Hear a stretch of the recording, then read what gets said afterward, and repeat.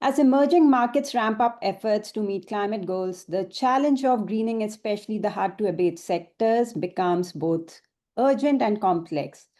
India alone, need an estimated 10 trillion US dollars of investments over the next few decades to decarbonize, making it not only critical to unlock sustainable finance, but also, there is a need to align capital flows with credible transition pathways.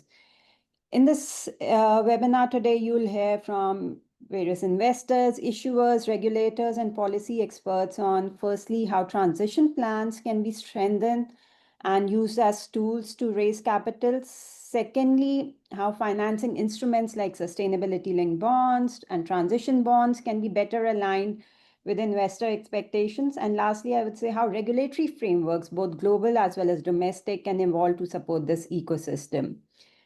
The way we have structured is we have two insightful panels lined up today. The first will be on investor issuer perspective, which will be moderated by Neha Kumar from CBI. The second will explore regulatory frameworks and kind of enabling measures, which will be moderated by my colleague Shantanu Srivastava from IEEFA. But before we begin, just a few housekeeping points. Each panel will run for about 45 minutes, followed by a short Q&A. Please, I would encourage all of you to use the Q&A in Zoom to send in your questions during the session. We will try to take as many as we can after each panel, but also would request the panelists, the speakers, also to respond to some of the questions in the chat box itself. The session is being recorded and we will be sharing the recording with all the participants. With that, let's dive into our first panel. I'll now hand it over to Neha Kumar to moderate the discussion on investors and issuer perspective. Over to you, Neha. Thank you. Thank you so much, Vibhuti, for setting us off. And I welcome all our speakers. We have 40 minutes of crisp discussion with each of the speakers over here representing bank or corporate themselves, and definitely domain expertise being brought in by research organizations like Oxford Sustainable Finance Institute. Each one of them is a trailblazer in their own domain. I have Ivy, who is joining us from Hong Kong right now, from Mizuho Bank. She leads the APAC ESG solutions. Then we have Piyush Shah from Tata Steel. He heads strategy and M&A at Tata Steel. And we have Girish Shirmali, whose research interest on transition plans has been producing extremely interesting insights, and we will dive deep into each one of those. So yes, Vibhuti, like you said, you set the context, but I just wanted to add two more things. One is that nearly 66% of corporates, which is about 2,000, these are large corporates that I'm talking about, they have set climate goals for themselves. And transitioning of especially the hard to abate sectors throws a particular challenges in the context of emerging market economies. So in this context, we also know that investors and lenders are increasingly asking for transition plans because these things are difficult to do overnight. A lot of upfront investment is required, and many choices and strategic calibrations have to be made. So with this, what I would do in this next 40 minutes, Piyush, Ivy, and Girish, I will go in the order with Piyush first because he represents a corporate. And then I will come to Ivy, and then I will go to Girish. And to you, Piyush, I have a very straightforward question. And we have been talking as well with you, that driving climate finance and transition in industrial sectors is a big challenge. I was looking at your reports, and in our conversations, you have also shared earlier that Tata Steel and other companies in India, they, of course, align their strategies with what India decides to do and its own industrial strategy and goals and targets. And yet, of course, there you are with a net zero target of 200 in 2045. Am I correct, Piyush? That's correct. Yeah, so that's fairly ambitious and in advance and much ahead of the 2070 target. So in this particular context, definitely you have set yourself a very high ambition. And I was wondering, how are you putting this ambition and action together convincingly for yourselves first and for your investors and lenders in what we might call a transition plan? So the stage is yours to tell us how you're going about this. Sure. Thank you. Thank you, Neha. And thank you for having me on this session. So you're absolutely right. I think it is an incredible challenge for industry in general within India and also globally to come up with a transition plan given the different context in various countries in terms of their own ambitions and availability of funding, etc., etc.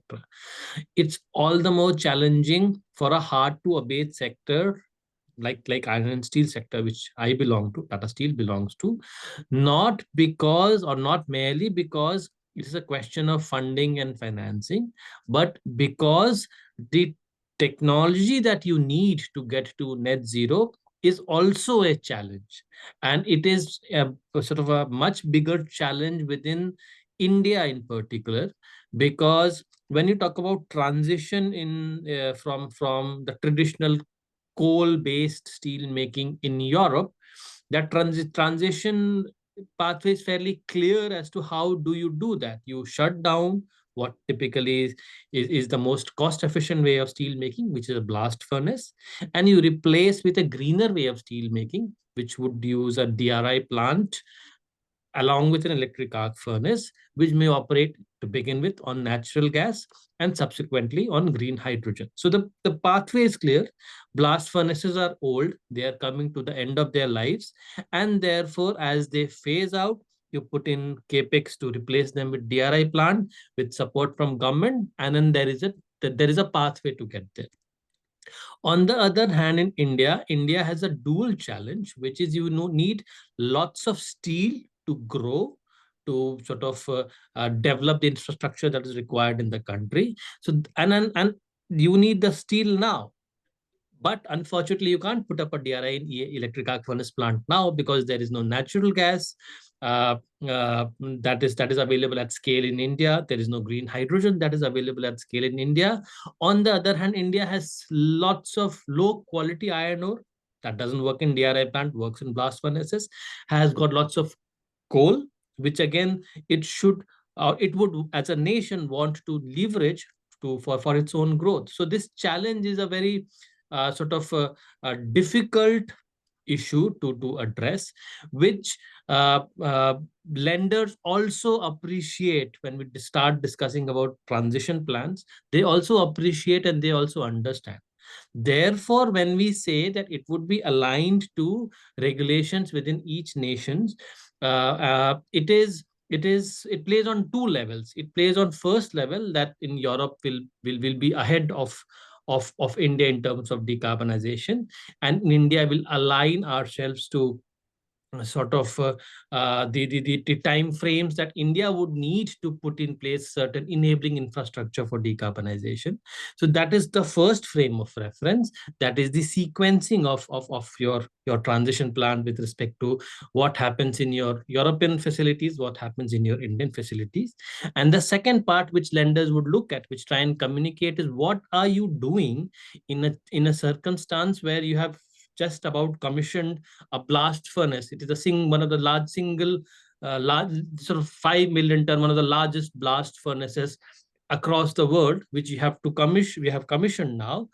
You'll have to run it for the next 25 years to recover the cost of investment. How does that reconcile with your 2045 ambition? And that is where Tata Steel is focused on. So Tata Steel's approach for India is not just so we are looking to putting up electric arc furnace. We are putting one up in northern India, which is coupled with a scrap plant. But we are looking at trying out technologies that will allow us to decarbonize or reduce the CO2 per ton of iron or steel produced of our existing blast furnace. So we have, for example, partnered the SMS group to develop a technology, a pilot a technology, which will enable us to reduce the CO2 emission intensity of our blast furnaces significantly. Potential is up to 50%. We are looking at putting more biochar into our blast furnaces. The point being that these are all being done at a demo scale or a pilot scale, but these are necessary to ensure that you transition using your existing assets over the next sort of 2 decades or so. And at that point of time, when you start sort of getting enabling regulations in place, you start getting so sufficient quantities of natural gas available, etc., then that is when you transition from blast furnaces into a DRI and electric arc furnace.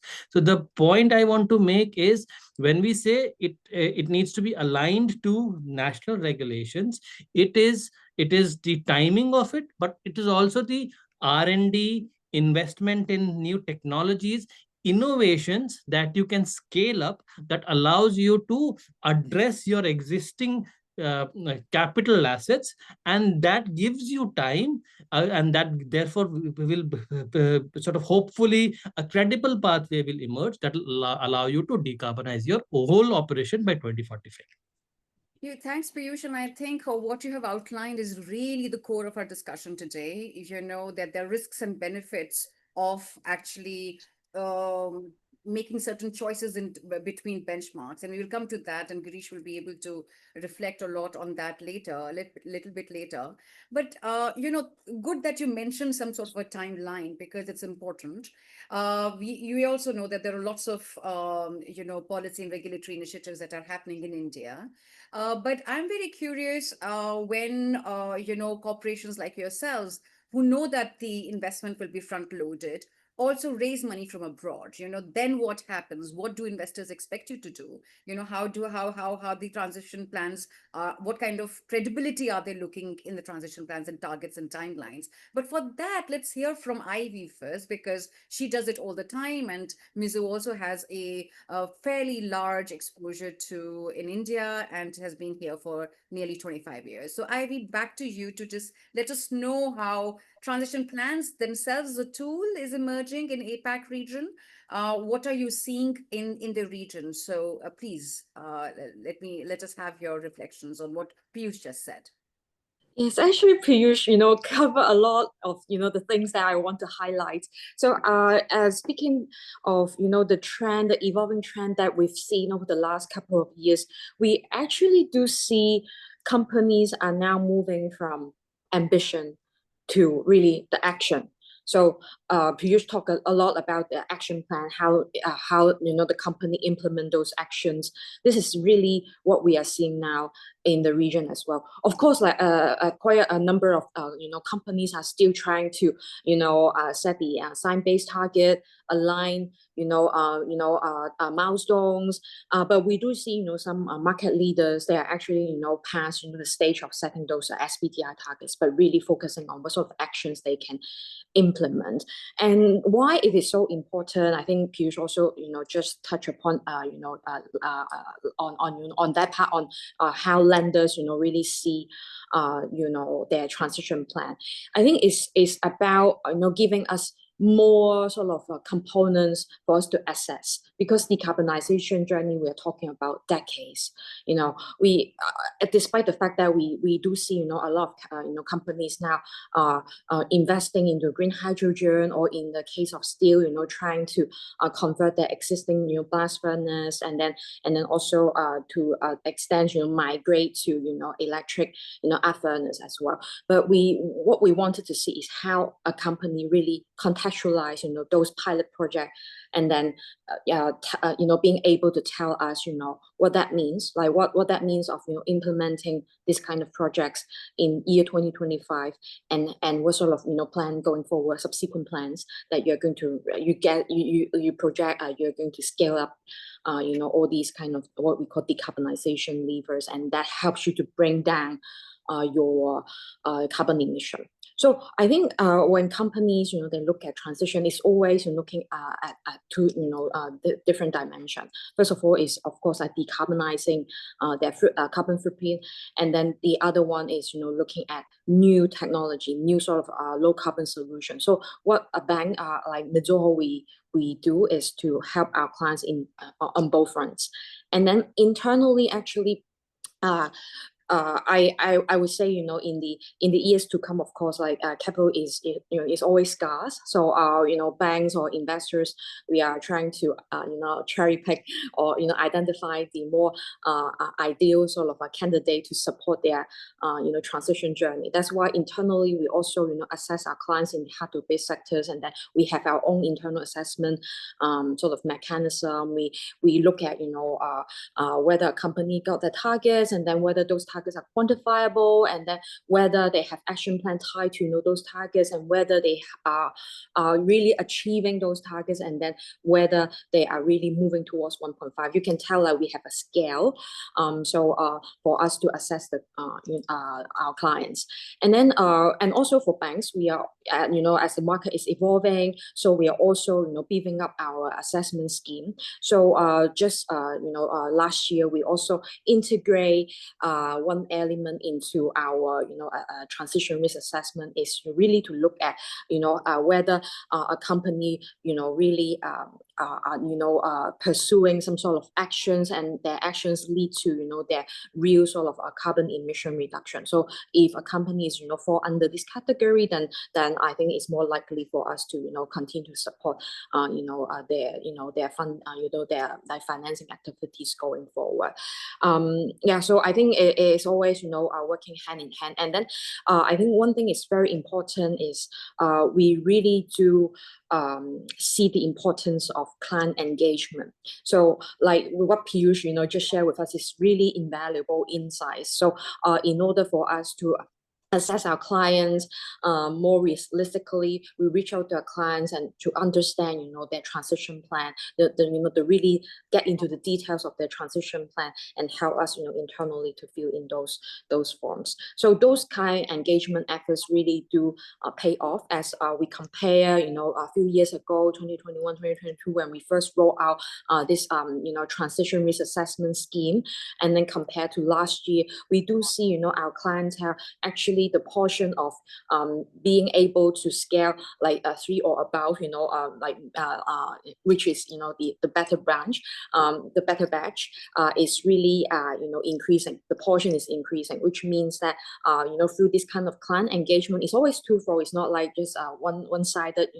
Our banks express our intention, but it's always a sort of a two-way dialogue to understand, and also for us to provide some sort of insights. Given we are like a global bank with a strong exposure in APAC, we always have connection with different solutions provider, and then that's why we are able to share with our clients on the latest technology, the latest way of funding those technology. Through this kind of a two-way dialogue, I believe banks, not just Mizuho, we are able to really help to accelerate our clients' climate transition. I'll take a pause. So you use the words, thanks, Ivy. You use the words accelerate, you use the words ambition, you use the words targets, etc. And I'm always intrigued that is there a common benchmark that everybody should follow, or if there needs to be much more dialogue between those benchmarks also when it comes to regions and when it comes to global ambitions. And I think that precisely takes me to Girish right now, because his research, I found it very interesting, because you're looking at company transitions across geographies, Girish, as I understand, and you are analyzing them according to the choice they make, whether to go by a global benchmark or a national sector pathway.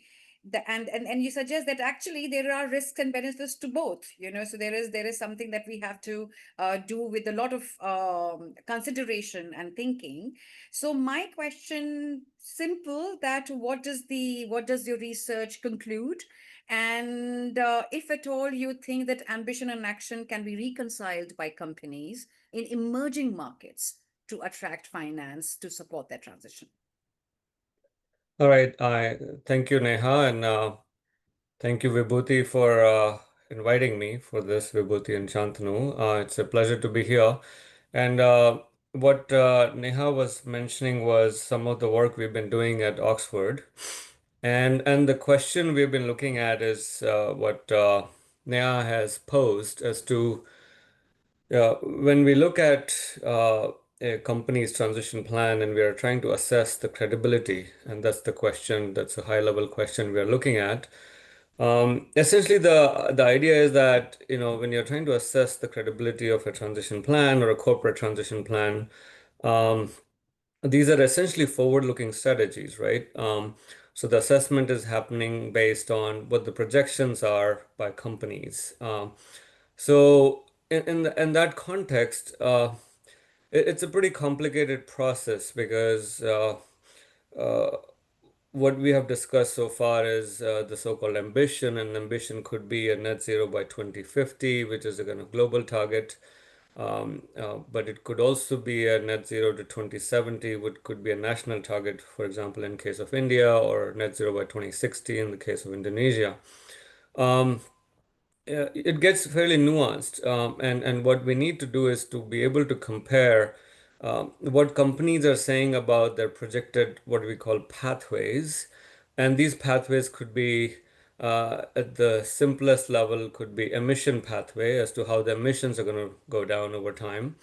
But then they get slightly more complicated.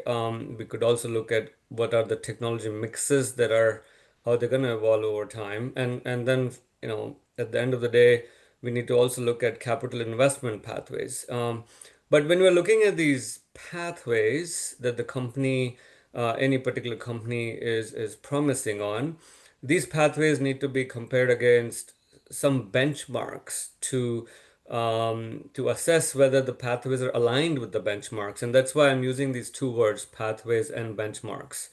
Um, and benchmark, in some ways, if it's not clear so far, it's essentially about the golden standard against which we would need to assess a company's performance or a company's pathways.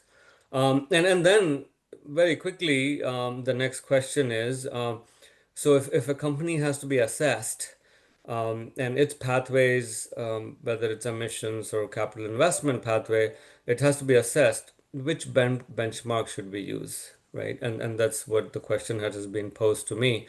Um, and classically or historically, the IEA benchmarks have been used, and they're mostly global benchmarks. But increasingly, there is a recognition that, as Piyush was saying, it depends on which country you operate in, because the enabling environment, the country, is potentially driving what you're able to do within a country.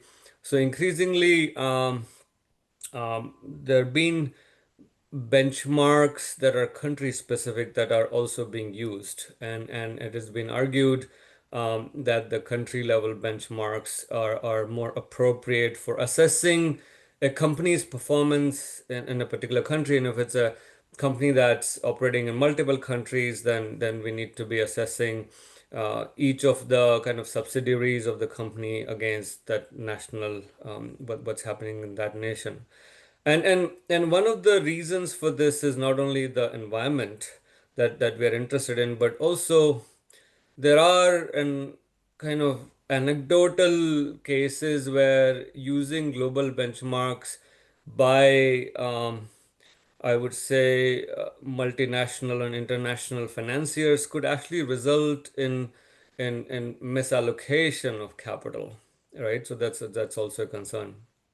Now, uh, coming to national benchmarks, even there, um, there's a question around which national benchmark to use. Is it a country NDC, which is the nationally determined contribution, or is it a benchmark that's created by a third party? Which benchmark to use, and that becomes a question as well.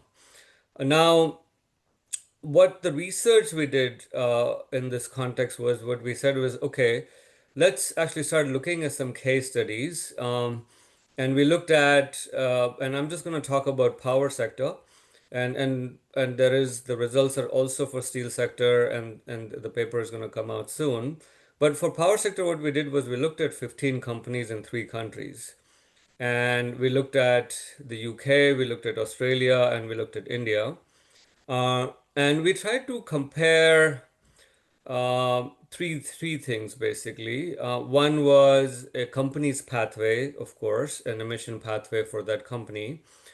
But we also looked at the national benchmark and appropriately defined based on the available national benchmarks. And then finally, a global benchmark. And the findings were kind of interesting, and that's what Neha was indicating. What we find is, and the first result is not that surprising, is that national benchmarks are, less ambitious than global benchmark for developing countries, and that kind of brings in this whole question of equity and historical responsibility. Whereas we also see, interestingly enough, that national benchmarks are more stringent than global benchmarks for the developed countries we looked at. So that was an interesting finding, and obviously that's in retrospection, that's obvious. The other thing that we found, at least for the power sector, which was also surprising for us, is that when we look at the company pathways, right now we are looking at now all company pathways. Um, all company pathways are less ambitious than the least ambitious benchmark that's been used, right? So the least ambitious benchmark, for example, in a developing country is the national benchmark, and the least ambitious benchmark in a developed country is the global benchmark. And what we're finding is that the company pathways that we see are less ambitious than the least ambitious benchmark, right? So companies are not even projecting uh, based on the least ambitious benchmark, and in like case of developing countries, it could be the national benchmark. So that's an interesting finding that even there there are issues. So then the questions are, what does it mean, right? What are the implications, and what could be the causes, right? So one thing it indicates is that if the company pathways are not as ambitious as the national benchmark, the hypothesis is that the national benchmark is not that credible.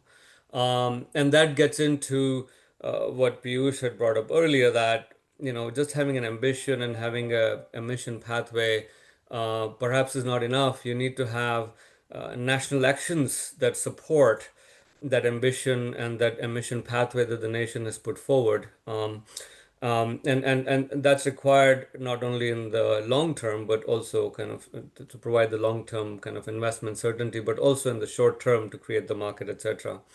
And the last thing I would say here is that this also indicates that if corporate transition plans are less ambitious than the national transition plans, that also has implications for the national transition, because that means, the national transition is not likely to happen, because the national transition essentially is a sum of corporate actions. So I think that the kind of the key takeaway here is, at least from the kind of limited analysis that we have done, is that the national what we're calling now national transition plans, just to complement the corporate transition plans, they have to become more comprehensive and go beyond just the NDCs to a kind of a broader perspective that provides a more fine-grained perspective into what's the country going to do, and are the country actions going to be credible enough. I'll stop here for now. Yeah, thank you, Girish. And I think so many important insights over here. There are a couple of things that we didn't touch, but I just would like to, in the second round, perhaps also go back to it. Now, there is company targets, and there is also lender targets also, right? I mean, they investors themselves and lenders themselves have a target, whether driven by regulation or by any other mandate. And what you said, Ivy, that client engagement becomes critical. And in that perspective, when you're engaging with your client with an ambitious target that you have, and the client is facing these complexities of transition, uh, and with a very ambitious company target in our case today for this discussion, say for example Tata Steel, and where national plan is, a little bit less ambitious. Does it all become very smooth, that in such a case that you can still lend, or you're still finding that companies need to do something more when they bring their transition plans together? That's if you can put this into the perspective of how in the APAC region you are looking at regulation and policy environment aiding that transformation, so to speak. Yeah. So, I mean, I think this is very interesting that we have this discussion with our panelists in a country where the net zero target is, really 2070 is, way behind the many of the rest of the APAC countries. But I don't always see it as an excuse for us to not like moving fast enough. I do think like Tata Steel and among many others, I think we can always find some really advanced players in different markets where they are not like sticking with the national targets, like be it 2060 or 2070. They always think about how to go beyond the national targets. It's just like Girish also touch a point. So I think definitely for banks, we can definitely start off with those advanced players, and trust me, like once you have some advanced leaders, taking a step further and then trying to tap the market and try to do some like pilot projects, getting funding for those pilot projects, that will garner a lot of attention from its peers or from the companies in different sectors in that country. So I think that's why it's always important for us, like, or for CBI to mobilize companies to really take action, in particular those companies who are already ahead of the curve. So I think that's one thing.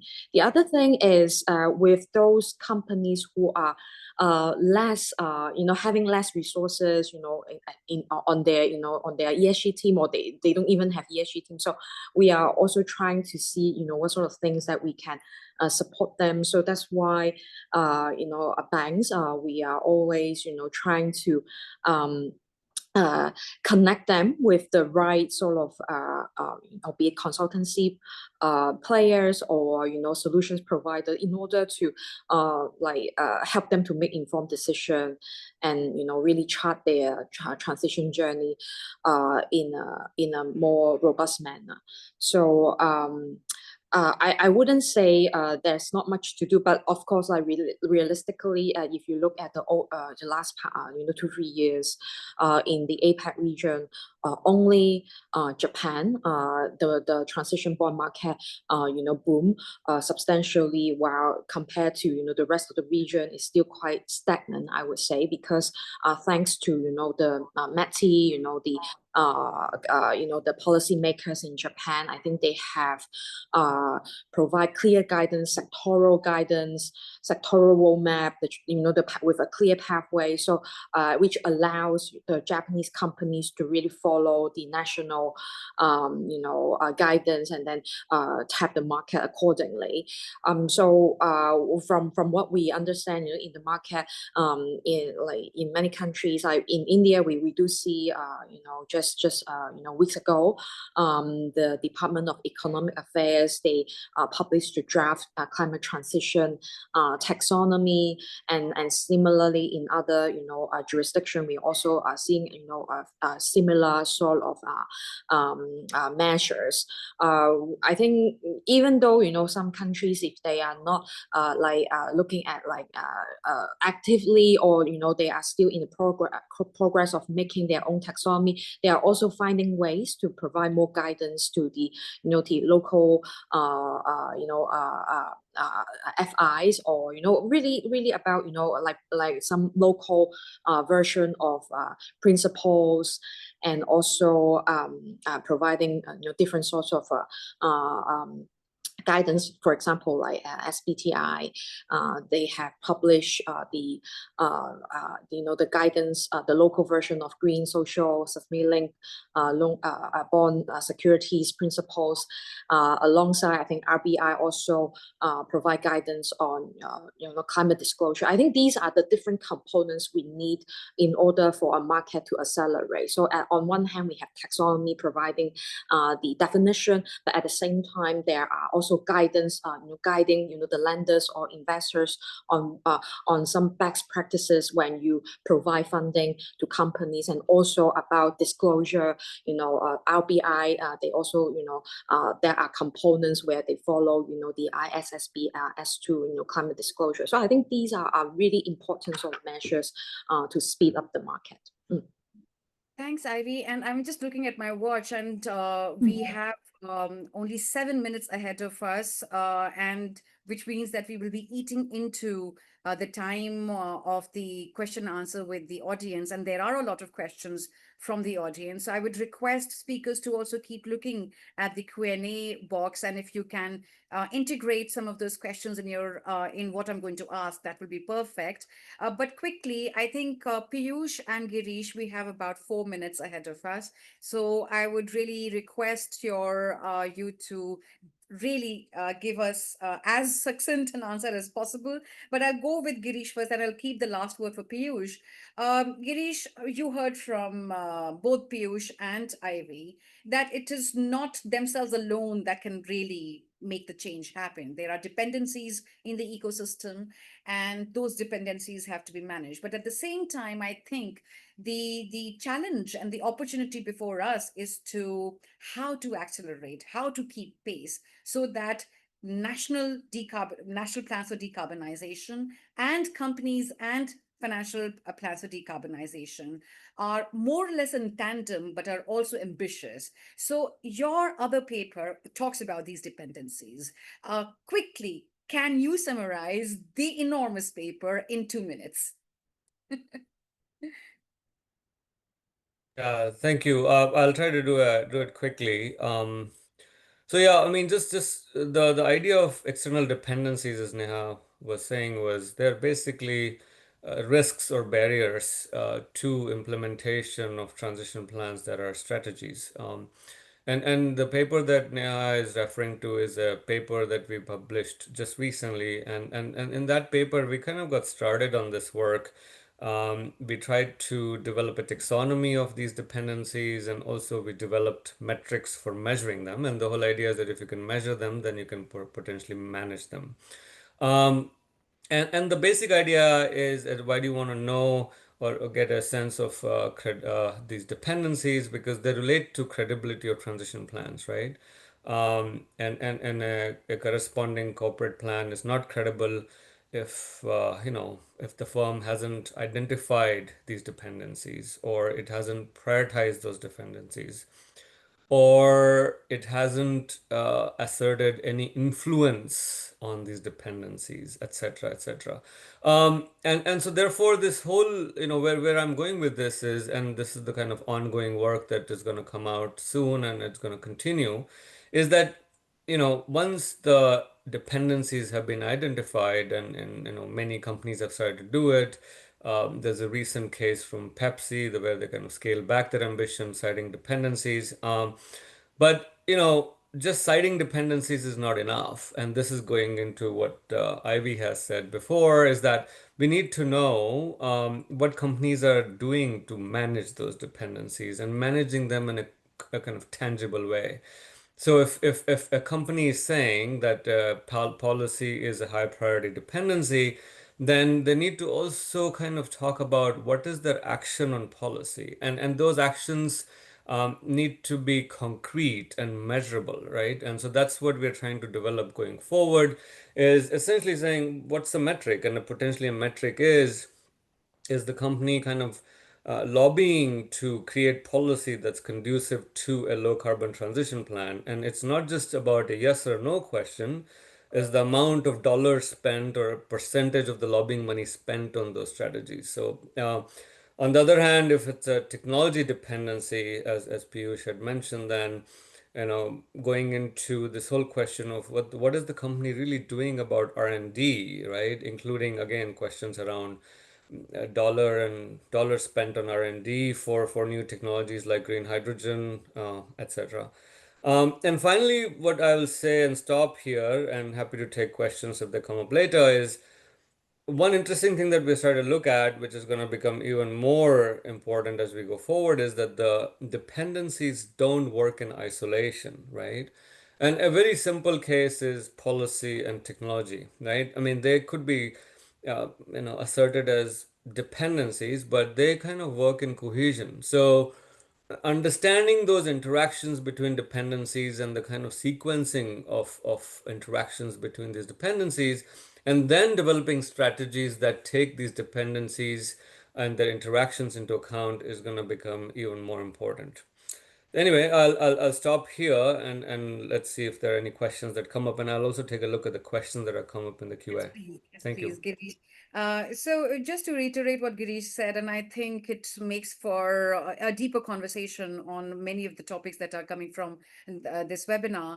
But yes, at Even Climate Bonds, we believe that corporate transitions will get accelerated if system level levers also act in tandem. So we also give out certain frameworks and certain ways to think about your transition plan. And I think some sort of comparability is always good to drive that ambition. Going back to you, Piyush, and when we talk about Tata Steel, we just talk because it is emblematic of what you will do, what India is doing, what other majors are doing in India. Um, Tata Steel and other large corporates are also interacting with both domestic and international policies and calibrating their transition strategies. So, how are you looking at that? Because you do form a pretty good share of the export as well, and you know about CBAM in Europe. So, all of these things must also be bearing upon what your steps are going to be next. So, how do you look at it? Do you think there is some new kinds of collaboration, some more policy signal that will actually drive the market to scale? So thank you for that. So I think Tata Steel has always firmly believed that policy is a great enabler for decarbonization, emission reduction, etc. And I think if you look at the steel industry, especially in Europe, it is a very good example of how that is impacting the decarbonization ambition of companies at this point of time. So the only reason why we see a number of large steel companies announcing projects replacing their blast furnace and within DRI EAF electric arc furnace or an electric arc furnace is because of the regulation of CBAM coming in Europe, which has meant that the carbon costs that they were paying domestically, which was the first enabler, will also be applicable on imports, therefore uh, adding or increasing the cost of or delivered cost of steel within Europe, and therefore enabling a business case for transition from a cheaper form of steel making to a more expensive but greener form of steel making. So it's absolutely critical, both in terms of regulations and I must also add in terms of government support. And you can almost see a one-to-one correspondence the moment signals change and the moment expectation of EU ETS prices go down, you would see scale back of some of the ambitions, which we have seen in the last 1 year, where various pure companies have delayed their final investment decisions. And the moment some of these enabling regulations again are strengthened, you would see an acceleration of those announcements. So it is very clear that those policies are critical. They are playing out in real time, and especially important from India because we are also going to start having a proper carbon market. Now, I again, from a Tata Steel perspective, that is a very strong signal and a great enabler. It is possible to begin with, it might not be or the carbon prices might not be that high, and therefore the business cases would not change. But as we have seen in Europe back in 05, when EU ETS first came in, till about 17, 18, they were quite low. and then through regulations and through interactions and market forces, they took a life of their own, which has spurred all of these initiatives. And this is a great beginning within India as well. And over a period of time, we strongly believe that we will see, and perhaps in a more accelerated manner, the way compared to what happened in Europe, that so the carbon prices will start impacting the investment decision by steel companies, by power companies, and so on and so forth. And we will see the influence of those on investment decisions, on decarbonization pathways and pace of decarbonization. So Tata Steel would therefore, again, when we say that we want to calibrate our decarbonization pathway to regulations, it is keeping not just the regulation and reacting to it in our mind, but also trying to push that in the right direction, which enables us to decarbonize early. Thank you for that very specific last few words, 4 or 5 words, that you're also wanting that the policy would give more signals, more clarity. That there will be on the industrial sector side, there would be much more schemes perhaps, and a greater push that will see faster acceleration. I am going to the chat box and I will give a couple of questions to each one of you. I think you did answer, Piyush. There was a question over here that how ETS, compliance ETS schemes like the one coming up in India are going to help sectors cut emissions. You did say that they will, and probably it might take a little bit of time, but with the kind of carbon prices that we have in India, you think that there will be a substantial market and substantial impact on Vietnam? The question is also about Vietnam. I will give you a couple of more questions that I saw, Piyush, for you, perhaps. But some of these questions can be taken up in the policy session.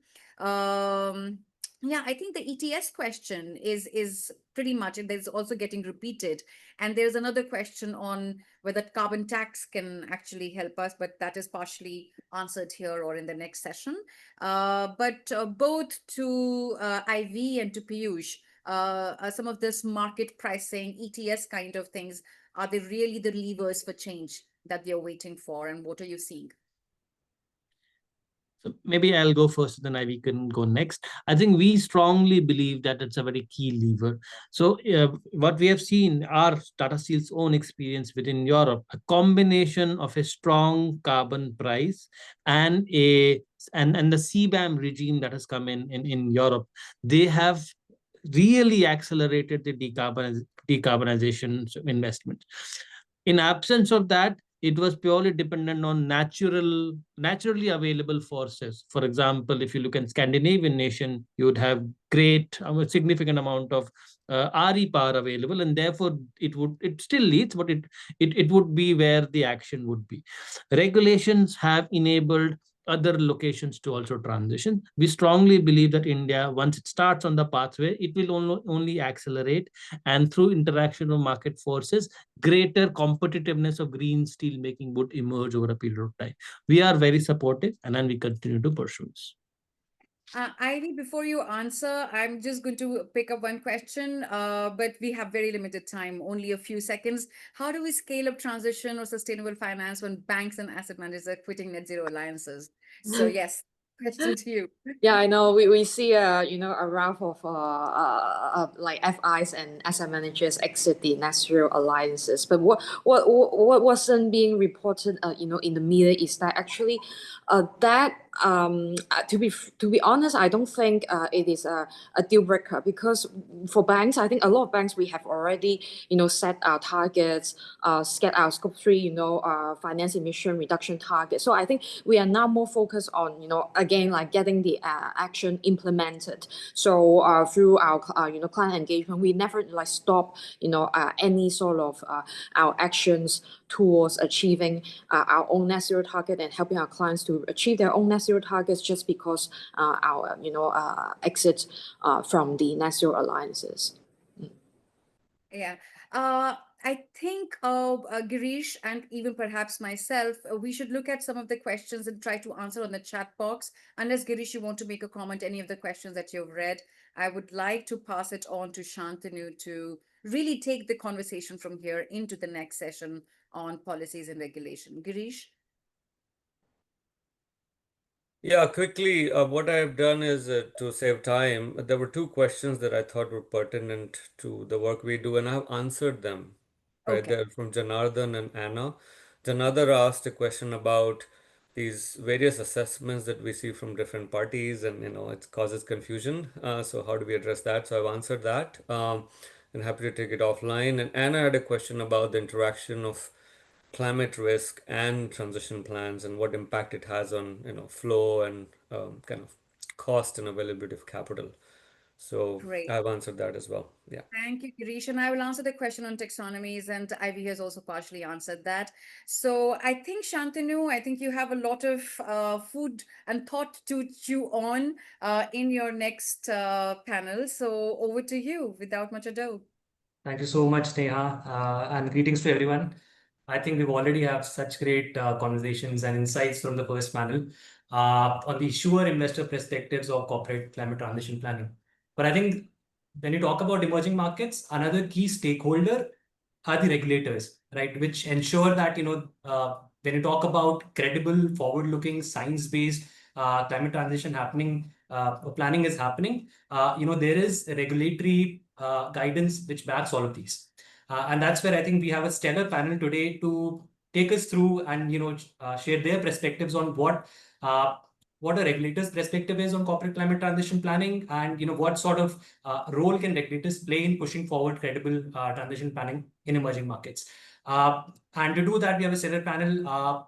Unfortunately, we were supposed to be joined by Pradeep Ramakrishnan, but I think there is some issue that has happened from IFSCA's end. I think some incident. He had joined and then he left.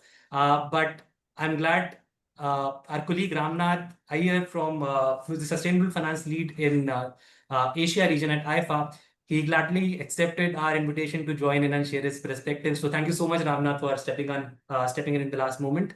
Along with that, we have Diane Sukrimini, who is from the OJK, the financial sector regulator in Indonesia. And we also have Ira Poinsgen, who is a policy fellow at CETEX, London School of Economics. Thank you so much, everyone, for joining in and agreeing to share your views on this very critical topic. So, Ira, I'll have to reshuffle the flow a bit. I was supposed to come in with Pradeep first, but I'll just jump into you first.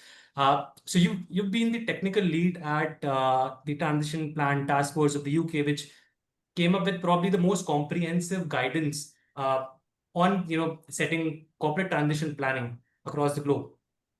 But oftentimes, when you go through that guidance, it feels that it's more geared towards developed markets, right? And if you're expecting a developing market corporate to follow the TPD guidance, it's probably pushing them into uncharted territory at times. For instance, when they're being asked to disclose information on capital expenditure in the short, medium, long term, decarbonization levers, setting greenhouse gas emission targets, and oftentimes, this information, firstly, they may not have a lot of idea about that. And secondly, even if they understand, they may not be very comfortable putting up this kind of information in the public domain. So my question to you is, as a regulator, from a regulatory perspective, how do we ensure that, the kind of information that we're putting out or what we're expecting from the corporates to put out from a corporate transition planning perspective, they're comfortable doing that, right? And especially when it involves information which could directly impact company valuations, when you're putting out this information in the public domain. So over to you. So, I mean, thank you very much for the invitation. It's a really excellent cast of speakers. I really enjoyed the first half of the discussion as well. Shantanu, but to your question, what I find really interesting about this question is that there are, I think, many challenges within transition plannings that are highly context specific, that apply to particular jurisdictions, specific challenges that you frequently hear by firms in emerging markets. But the one that you picked out around the uncomfort around disclosing forward-looking CapEx plans and actions, that's actually one that universally you actually hear across the board. That's the same challenge and question that we discussed with companies operating here in London over the course of 2 years of negotiating the TPT framework. It's one that's raised in many of the financial centers around the world, is this question around, or how do you find the right balance between, on the one hand, wanting companies and investors to provide greater certainty over their future direction of travel, while at the same time recognizing that they don't have perfect foresight over the future, because no one has perfect foresight over the future. And we're dealing here with an economic transition that is characterized by very many different types of uncertainty. There's uncertainties about policy direction, about technological innovation pathways, but also uncertainties around the physical risks that we're going to face, right? And where and how they're going to materialize, and the level of cost they're going to be associated with that. And then thirdly, I guess the third source of uncertainty that corporates oftentimes grapple with, and that causes some discomfort around this idea about putting out forward-looking information, is that some aspects of a company's transition plan will always lie outside of its control. We've already heard a little bit about the importance of dependencies in the first half of the discussion. This is true whether you're an investor, whether you're a corporate in a high-emitting industry, or whether you're a kind of a fast-moving consumer goods company.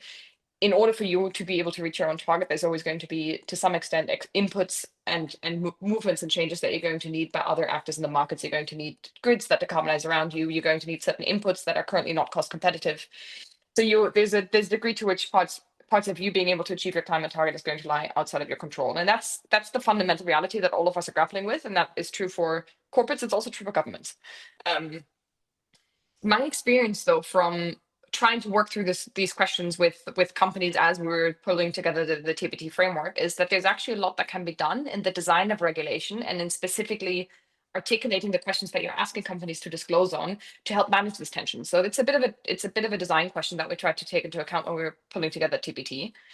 And for this point specifically, I think there's two critical points that any regulatory approach has to take.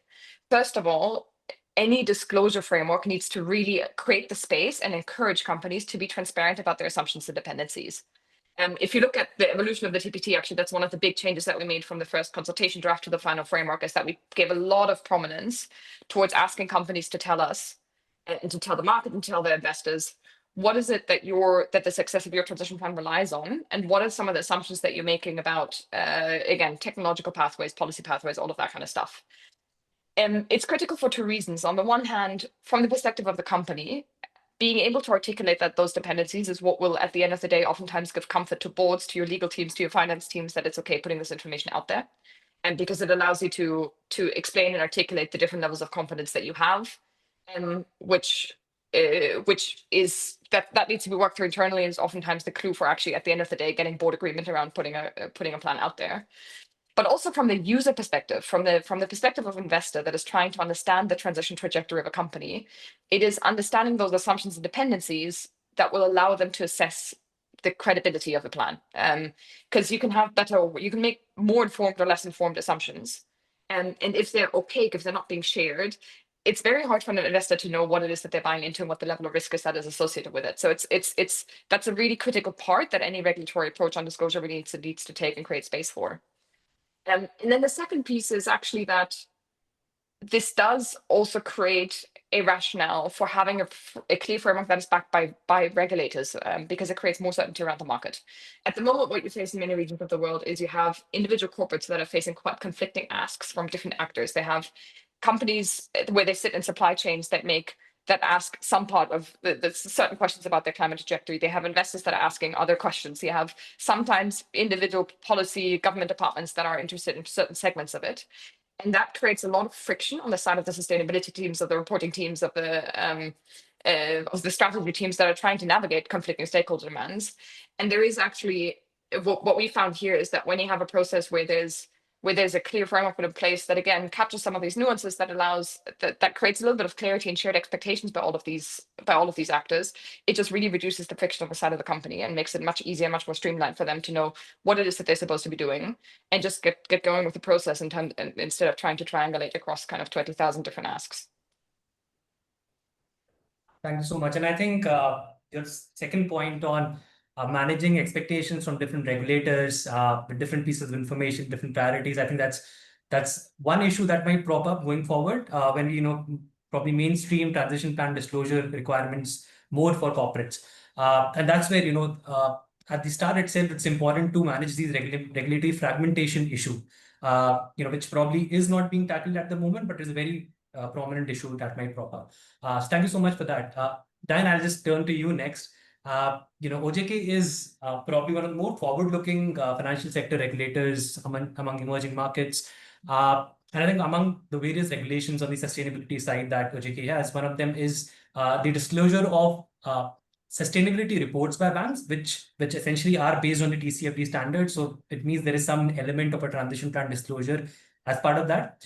And what I also understand is that there is internal supervisory guidance on ensuring that whatever the banks are putting out as part of these reports, right, that's being supervised. That's being there is some level of compliance in that. So right now we're talking about corporate climate transition plan, but I believe on the real economy side, or on the financial economy side, when you are dealing with information where there is some bit of subjectivity, where global practices are still evolving, there is a possible risk that corporates might cherry pick information which might favor them or their narrative as part of a corporate transition plan. And that is where I think the question of should there be some level of compliance or supervision on what a corporate is coming out as part of their transition planning should be there, or rather, we should tilt more towards, third party audit, third party assurance or verification of corporate transition plans. So just your views on that particular topic and that particular conflict or issue, and what OJK is thinking about that. Thank you, Santanu, for the questions. Where in response to your question, and first of all, I just would like to thank for the invitation to join this event, and to respond your questions. OJK already has a regulation about the sustainable finance implementation.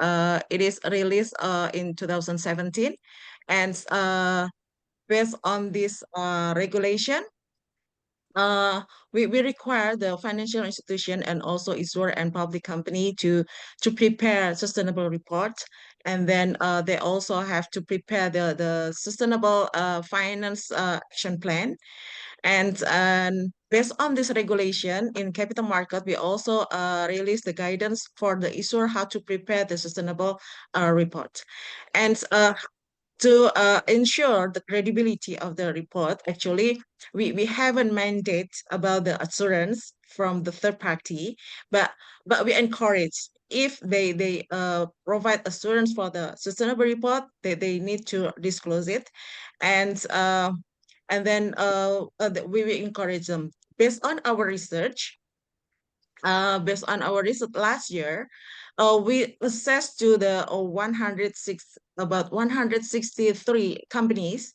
We assessed their reports, and then based on that, it's about 20% they already have the assurance for their sustainable reports. And then this year also, from the independent party, which is the Association of the Public Accountant, they also do research on the assurance that they assess about the regulation, all the companies. It's about 700 companies, and based on their based on their research also, we found that mostly it's about 20% too. The company already has the assurance. So the OJK as stands now, we still develop because we also preparing the implementation of IFRS S1 and S2. So we will revise the regulation number 51, aligning with the requirement from the S1 and S2, because the current regulation is referred to GRI standard. So that's why we also now just to see the readiness of the companies, of the financial institution, about they are ready to have assurance, because based on our survey, they concern about cost, right? And then we also concern whether the assurer is a public accountant or non-public accountant. So this is our concern. If we open a non-public accountant, they can provide assurance for the sustainability report. We need to consider whether they have a capability to do the assurance, because we have in the international standard, we know that A1000 and then ISAI 3000, right? Like that. So based on our study, we found that most standard they are using is AA the 1000 and ISAI 3000. So in this moment, OJK will prepare for that, and we will decide whether it is mandatory to do assurance, or and also we will choose which one, whether a limited assurance or reasonable assurance. That's from my end. Thank you. Thanks, Dan. And if I could just ask a follow-up on that, I think in India also we've seen this whole debate about uh, assurance versus verification, right? So should we have certified auditors doing auditing of transition plans, or we should open up the market for any entity which probably follows an SI 3000 or an ISO 14064 for in that context. But I think one key issue over here is that do we have the right set of players in the market with the capability to carry out these verification and assurance processes, and more so on the verification side, because when you talk about having a verification of a transition plan, I mean it's virtually an open ground. You could call anything as a verification process, right? So how as a regulator do you manage that? I mean, do you sort of open up or provide some guidance on how the verification assurance should look like, and these are some of the standards that you should look at? How do you ensure that verification is not fraught with issues in the first place? Yeah, actually at the moment we haven't the guidance for that, because we haven't decided whether we mandate or let them just do voluntary. So we're not collaborating with the Association of the Public Accountant, and also with the Ministry of Finance, they supervise the professional. So we will develop if we will mandate it, we will decide which guidance that they can use to do verification. So in Indonesia, still under developing now, and I hope suppose when the implementation of the S1 and S2 in January 2027, it will be already set of the guidance. So now we're still preparing for that. Thanks, Ren. That's really helpful to understand. I think early preparation really would help create that ecosystem on the ground to support, verification, assurance, and credible transition plans being disclosed immediately. Ramnath, can I turn to you now? And I'll just probably put you on the spot over there with a question. I know we're not really prepared with that, but if you could just share your perspectives on some of the sustainable finance issuance frameworks that are coming out in emerging markets. So in India, IFSCA came out with a transition bond framework, which had a requirement to disclose the issuer's transition plan as part of the issuance documents. Right now, as part of our work at IEEFA, what we've been analyzing a large set of companies in India, large cap, small cap, mid cap, and what we've seen is that while in India we don't have a transition plan disclosure requirement, but if you look at the current disclosures of large cap companies, they are comparable to their global counterparts, almost comparable. But when you go down to the small and mid-sized companies, there is a significant gap in terms of what they're disclosing, which could be considered an ideal transition plan disclosure compared to the larger counterparts. And then you have all of these transition bond framework, which are asking corporates to come out with credible transition plan disclosures as part of issuance frameworks. So my question to you is, does that then restrict market for instruments like transition bonds, sustainability long bonds and loans to very small subset of these large cap companies? And then how do we ensure that it's not very restricted, and the sustainable finance market and the ecosystem is accessible to even the small and mid cap companies in emerging markets like India, Indonesia, and other markets? Yeah, no, thanks. Thanks for that, Shantanu. Can you hear me? Good. Okay, great. No, thanks for that. So look, I mean, the points you raised are absolutely relevant, and they're very germane.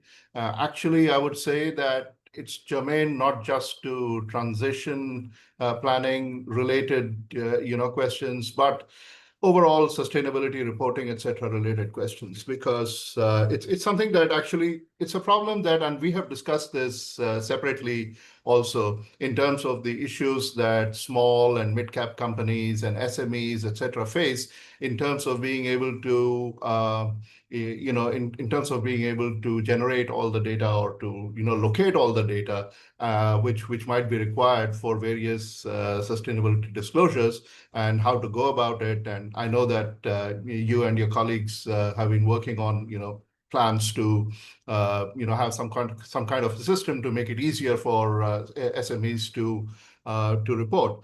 But I think that is something that is also to be seen in the transition planning space. It is relatively anyway newer, and how do we avoid this same problem becoming even bigger in the transition planning? I think you need to have two or three things. Firstly, I think it's actually quite important that at the national level, there is a plan and that there are targets. There is because that really helps. Now, a global company like Tata Steel can, go on the front foot and make its own plans, regardless of what any individual national level plan is, saying. On the other hand, for the smaller companies, that's going to be a lot harder. And therefore, it's quite important that there are national level plans, as I think Girish from Oxford was mentioning earlier. It is very true that the national level ambition eventually then becomes the sum of all corporate level and all entity level ambitions. And therefore, that's one thing which is quite important. The other thing which is important to ensure that this does not happen, the falling away of small and medium companies does not happen, is to have proper taxonomies. Now, this is taxonomies which are needed both from a general sustainable point of view, but also from a point of view of addressing transition-related issues, because they can often fall in a gray area between green and not so greens yet. So that's quite important. It's quite important, first of all, that we have a sustainable taxonomy and that it is sufficiently able to identify and sort of differentiate between transition activities. This is a challenging ask, clearly. And in Asia, of course, it's quite important given the extent of reliance on coal for power, on fossil fuels in general. And I think the ASEAN taxonomy, when it was designed and when it was put forward, it was very clear to have this in mind, which is why the ASEAN taxonomy came out with a separate, not just a green and red, but a separate category for transition. Now, of course, ASEAN taxonomy not being a mandatory one has muddled the waters a little bit. So different companies have, different countries have picked and chosen what they want. But again, even in the Singapore taxonomy, we see that very clearly there is a transition category. Now, what's important then is to have a taxonomy and to have very clear guidelines which are easy to follow. And obviously, the third part is if we can have clear sector-specific guidelines. And here, of course, it is challenging because now we are talking about a next level kind of requirement that's needed. So maybe if I were to sort of like just say in short, maybe you need to focus on a few sectors to ensure that the understanding of taxonomy and understanding of transition becomes sort of spread out. So maybe the key sectors where transition are needed, which is, let's say, it is power, it is steel, shipping, aviation, maybe some of the heavy industries like aluminum, cement.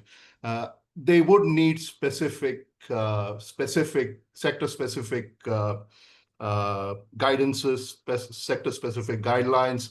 I think, in a sense, from what I've seen in the UK, the transition planning task force, I think they have put out something for steel, which I'm sure Piyush at Tata Steel will be much better place to talk about. But there are a few sector very detailed sector-related transition plans that are coming through. And if you have that clarity, then I think even a smaller company can follow through on it, because you have that clarity, you have the path forward. So I think that's what really is required. You do need some, clear direction to help the smaller companies also sort of not, so that the whole thing doesn't become just something that the larger companies can do, but the smaller ones cannot. Thanks, Ramnath. And I think you also answered one of the questions that I had for Pradeep, where I was going to ask him, do we need more guidance for emerging markets, along with, all of these transition plan frameworks and ESG information disclosure regimes, to actually tell corporates, this is what you need to report on, this is how you report on, these are some of the do's and don'ts, these are some of the best practices. And I think Ira is there from the TPT, that she was the technical lead. I'm sure she knows, she can probably talk a bit about the iron and steel transition guidance that you're talking about. So, Ira, if you have any thoughts about that. And then another question that I probably want to pose to you is, from a corporate perspective, another key issue that props up when you talk about disclosing climate transition plans is the agency issue, right? And this is more prominent when you talk about the incentives that key management personnel have, as opposed to, compared to what the priorities of long-term institution investors have, whose portfolios are at risk from climate change, physical and transition. And oftentimes, there are not appropriate incentive systems within organization to ensure that, these board members and key management personnel actually work on long-term climate risks, as opposed to, focusing on short-term business gains, which, probably would be more aligned to their individual incentives. So while you answer the first question briefly, that, Ramnath had left, could you also share some, thoughts on how do you ensure that, it's when you talk about transition planning, the management incentives are aligned, and it's not just kicking the can much far ahead by putting up long-term 2050, 2070 net zero targets, and just, passing that back to the executives that probably are going to come in the next 10, 15 years. So yeah, these two questions, if you could answer them briefly. Yeah, two hard questions, but I'll tackle them. So maybe starting off with the TPT sector guidance and steel, maybe just to explain to your audiences what the TPT framework and sector guidance does and what it doesn't do, and where I think more jurisdiction specific additional work is useful. What TPT is designed to do with that framework is to give a company essentially a structured set of questions that says, if you are developing a transition plan and you want to communicate that in a structured way, in a comparable way, in a consistent way to your investors and to your other stakeholders, this is the guidance that can help you do that. It breaks down what are like the big questions that people have about a transition journey. These are some of and it has a series of disclosure asks. The disclosure framework itself is drafted in a way that is intended to be neutral both from a jurisdictional perspective as well as from a sectoral perspective. It can be picked up by design by companies all around the world who are trying to think about this in a strategic manner. What we've done though is, in addition to that, is we developed a series of sectoral deep dives, recognizing that what it is that a company needs to disclose, it's oftentimes, yes, there's high level elements that can be abstracted and generalized, but it's helpful for users of our guidance to translate what does this specifically look like in a particular sector. For example, if you're talking about operational metrics and targets, the specific types of operational targets that are likely to be relevant look wildly different whether you are in a food and beverage sector or whether you're in the steel industry. And what the metals and mining guidance does is it does that level of translation. Now, what we don't do in the TPT, and I think this is where you do need something that is jurisdictionally specific and that is tailored to emerging market context and contextualized locally, is we don't say this is the target that you should be aiming for and this is the specific pathway that you should be following, right? We are about the TPT provides information about the disclosure questions and a way to communicate information, but in terms of what the targets is that companies should be aiming for, what benchmarks they should be using to kind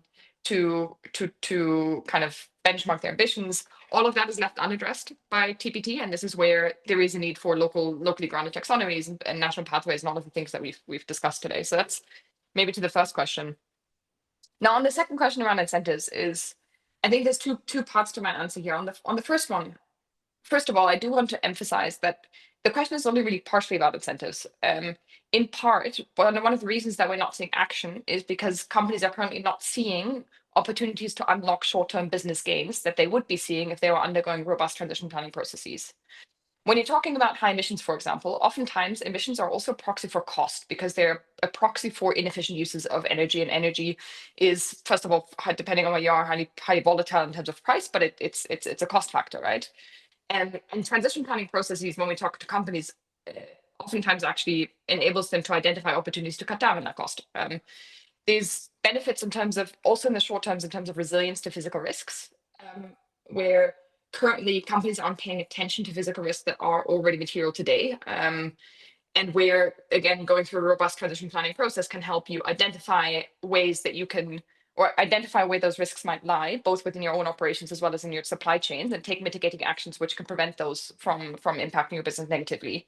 And again, we're talking increasingly over the short-term horizon, right? We are in many regions of the world starting to feel the physical impacts of climate change now. And then we've already talked about a little bit again in the first half of today about the relevance of transition planning in terms of access to finance and cost of capital, as well as in terms of access to supply chains. When it is that corporates overseas, because they're subject to certain types of regulation, want you to act, having a good transition plan in place is important for you to continue to have those supply relationships. So there are many different areas where there's actually already a good business case for this today. The challenge that we're really facing is that this isn't being paid attention to internally to companies, and it's more of a status quo bias and information asymmetry problem than it is an economic business case problem. So this is where, again, regulatory structures around ensuring that companies go through transition planning processes, and which elevate a lot of these questions internally and make sure that boards and senior management are presented with this information, because they face this pressure to put it out into the public domain. So it forces those types of questions to the daylight, can already, I think, start to make some progress even before we talk about the need for for different types of sectoral policy frameworks, industrial policy. So that's, I think, one part of it is just bringing some of these issues to light. And then obviously, as we've also heard multiple times today, there are definitely still many areas where firms are seeing a mismatch of economic incentives. And that's where you then really do need to take a look at the broader economic policy and industrial policy framework.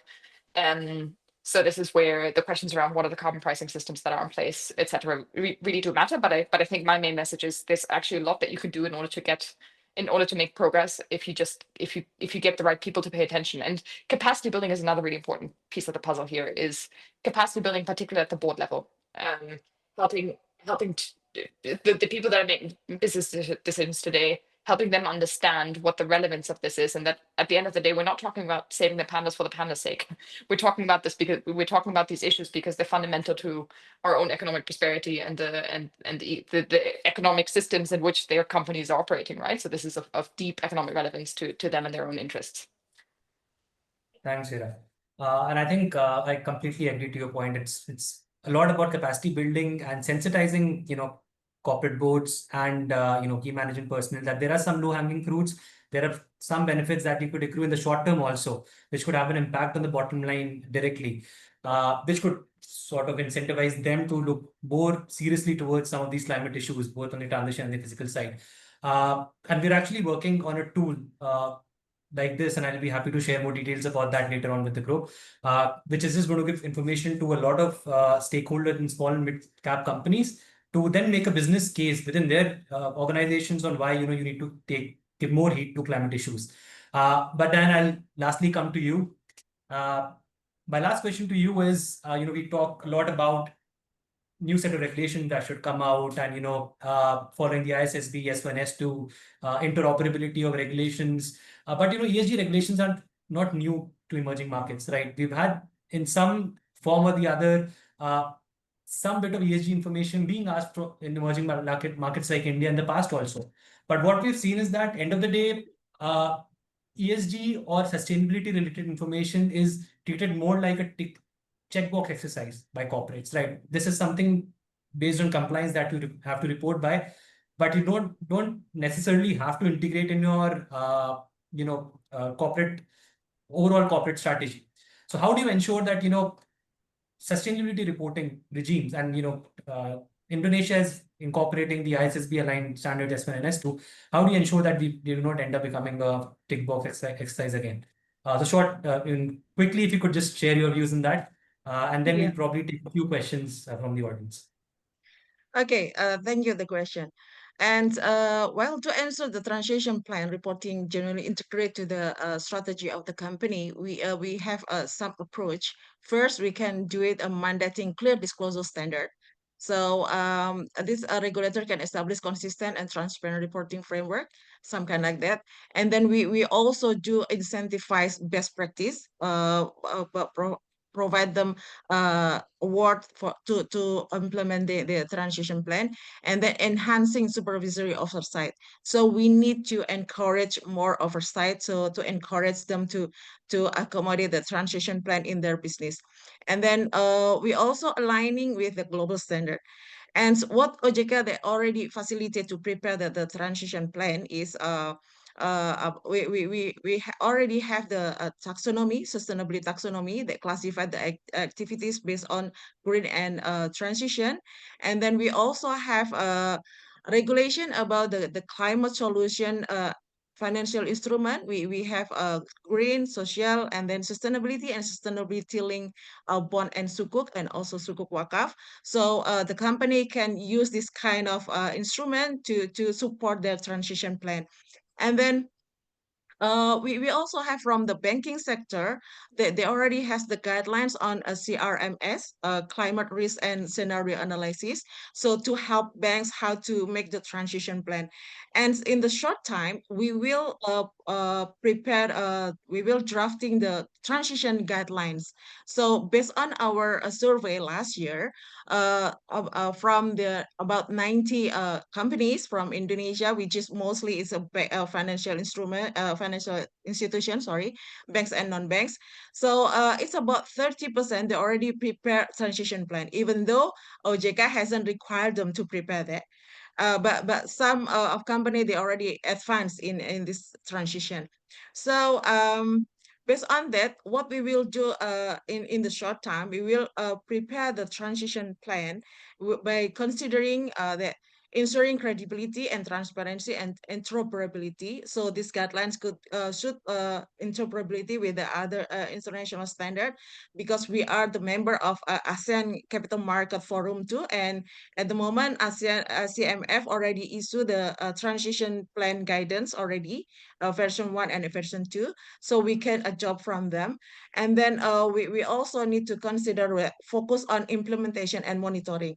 So how we prepare the regulator, especially OJK, supervisory division, how to prepare them to understand about transition plan. So we not just encourage capacity for the market player, but we also provide capacity building for the regulators. And then we also promote stakeholder engagement. So when we will, as usually when we make a policy or regulation, we always discuss with the market player. We accommodate their needs. We discuss with them what they expect from the regulator and what their challenge in implementing transition and etc. So hopefully the guidance that we will make in the future will accommodate all the needs of the market. And then we also set the clear metric, so the market will understand how to prepare the metric, and then strengthen governance and accountability. So and then we also ensuring policy coherence. So we want to ensure that what the guidance is coherence with the policy that we already have. For example, at the moment we already existing regulation about the implementation of sustainable finance, and we also need to check whether the regulation from other ministries, because for example from industry, energy industry, and then mining industry, they already have the regulation from their ministry. So we need to make it, this is harmonized and coherence with other regulation. And then we need to build a suitable climate transition planning ecosystem. So not just regulation, but we need to build the ecosystem comprehensively. So what they need, whether it's including the verification and also the verifier. Is there any verifier in local market? Because at the moment, we still have a limited local verifier that's recognized by international. So that's for my end. Thank you. Thank you so much, Jan. And I just saw that Ira has answered one of the questions that I was planning to pick up on, what learnings do emerging market regulators have from the omnibus regulation that we're seeing in EU. But I think all the other questions are in some way or the other being answered through our discussion. But I'll encourage all the participants, the attendees, to please reach out to the speakers individually. What we'll do is we'll share their details with all of you, and I think you can post the questions directly to them. And now I'll just pass it on to Neha to summarize and close the session. But thank you so much, everyone, for sharing your very valuable insights on the regulatory perspectives. Over to you, Neha. Thank you, Shantanu. I think it was an excellent discussion, and you have given me the slightly difficult task to summarize. I will try, and also the questions that came up in the chat box are quite good. So I would request all our panelists as well to have a look and to be able to answer if you can. If everyone can switch on their cameras, then it will be very good. Piyush, Girish, Ivy. But I think, Shantanu, combining session 1 and session 2, I have 4 or 5 points to make. And I will begin with the point on ambition, because I think everybody talked about it. And I'm phrasing it in the following manner, that ambition is a two-way street. And yet I would go back to what Ira said, that it should not be looked as a cost center. It is in fact at the core of your growth strategy. So being ambitious is what is required right now.